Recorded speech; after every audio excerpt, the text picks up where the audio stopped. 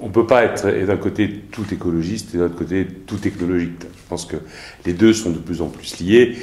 Les entreprises ont des contraintes aujourd'hui qui sont telles qu'elles sont obligées de faire attention à leur consommation, elles sont obligées de faire attention effectivement aux technologies qu'elles utilisent pour des problèmes de coût, mais aussi pour rentrer un petit peu dans une politique plus globale écologique. On parle beaucoup, on verra peut-être tout à l'heure sur d'autres questions, la problématique du Green IT dans l'environnement des infrastructures informatiques, mais c'est vrai qu'aujourd'hui il y a des tendances qui sont fortes, qui sont poussées par une approche, je dirais, écologique, dont on tient compte en entreprise, bien sûr parce que c'est de bon ton de dire qu'on fait de l'écologie, mais surtout aussi parce que ça va de soi que ça génère des économies importantes et que ces économies que nous allons pouvoir générer en entreprise vont automatiquement déboucher vers plus d'écologie. Donc les deux sont très liés. Donc forcément, en ce qui nous concerne, nous, la société Avosynth, on travaille énormément pour développer des solutions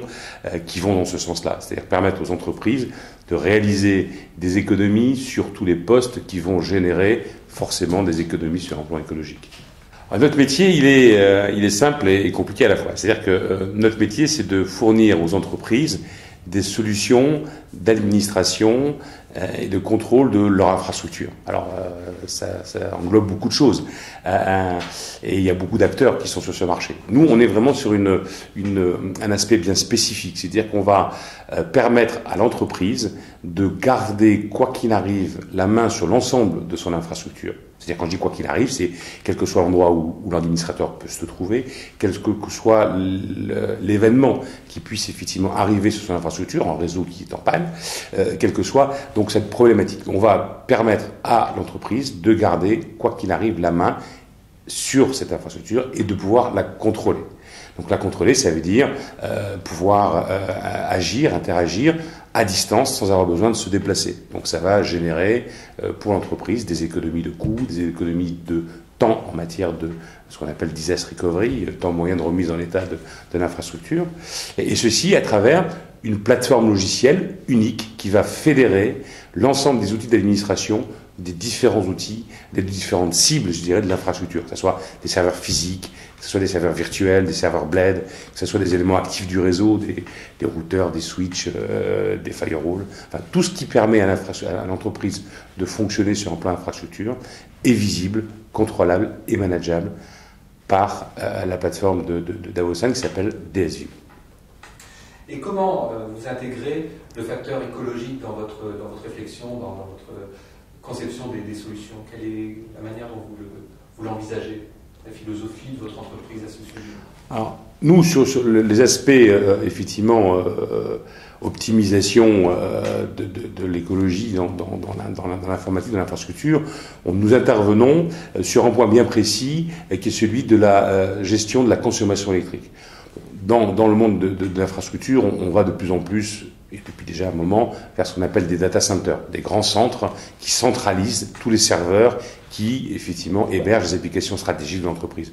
Donc ces centres deviennent de plus en plus cruciaux pour ces entreprises parce que c'est là où on a toutes les données stratégiques et où toutes les applications qui font fonctionner, qui font vivre l'entreprise, tournent tous les jours. Donc elles ont, effectivement, il y a une nécessité pour l'entreprise de s'assurer que ces applications sont toujours disponibles. Donc pour ce faire, il y a une concentration de plus en plus forte de ces serveurs dans les data centers.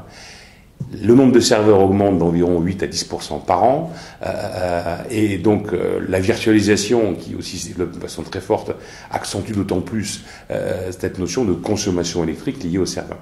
Donc on s'aperçoit que dans cette centralisation, cette concentration de serveurs dans les data centers, la consommation électrique pour faire fonctionner ces matériels représente jusqu'à 30 à 35% du coût opérationnel d'un data center. Donc c'est énorme. Donc dès qu'on va pouvoir effectivement jouer sur une réduction ou une optimisation de la consommation électrique, on va forcément jouer sur un facteur important de l'écologie qui est moins consommé au niveau de l'électricité. D'autant plus qu'on sait que l'électricité augmente d'environ 3% par an, donc 3% sur 30% du budget opérationnel, ça veut dire que 10% du budget opérationnel augmente d'une façon automatique tous les ans.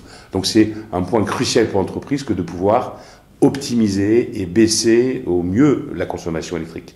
Donc, nos solutions ne sont pas des solutions pour baisser. On ne va pas trouver on va pas apporter des solutions qui vont permettre de moins consommer. Nous, ce que nous apportons, puisque nous sommes dans le domaine de l'administration, du management, du contrôle, c'est des outils qui vont permettre de contrôler cette consommation. Parce que c'est bien de dire que qu'on consomme plus, mais si on n'est pas capable de contrôler et d'analyser cette consommation, certes, on ne peut plus agir. Donc, nos solutions permettent un contrôle très granulaire de la consommation électrique, une optimisation de cette consommation, rack par rack, au niveau des différents data centers, et ainsi pouvoir optimiser dans un data center jusqu'à, nos objectifs, c'est de permettre aux entreprises d'optimiser jusqu'à 15, 20, voire 25% de cette consommation électrique.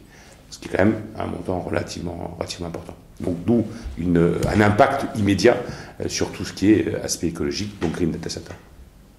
Alors concrètement, j'étais resté effectivement très généraliste, mais si on veut rentrer plus dans le détail de notre offre proprement dite, notre offre est constituée d'abord et avant tout d'une plateforme logicielle qui s'appelle DSU. Cette plateforme va permettre à un administrateur d'infrastructure de pouvoir, à travers cet unique point d'accès, contrôler et accéder à l'ensemble de son infrastructure. Ce qui veut dire qu'il va pouvoir, à distance, venir se connecter sur un serveur physique, venir se connecter sur un serveur virtuel, se connecter sur un blade server, sur des éléments physiques actifs de l'infrastructure, et ce, grâce à des appliances qui vont se connecter sur ces cibles. Et comme elles vont se connecter via une technologie qu'on appelle out of band, c'est-à-dire par d'autres moyens que le réseau lui-même, on pourra toujours, l'administrateur pourra toujours, qu'il y ait réseau ou pas de réseau disponible, accéder à ces machines.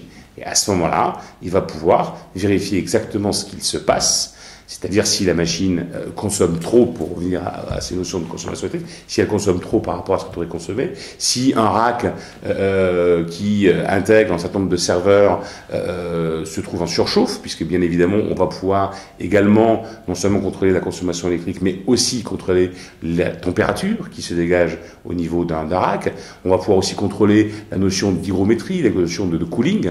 Donc tous ces éléments qui sont des éléments environnementaux à un data center vont pouvoir à distance être contrôlés et managés à travers DSU, cette unique plateforme.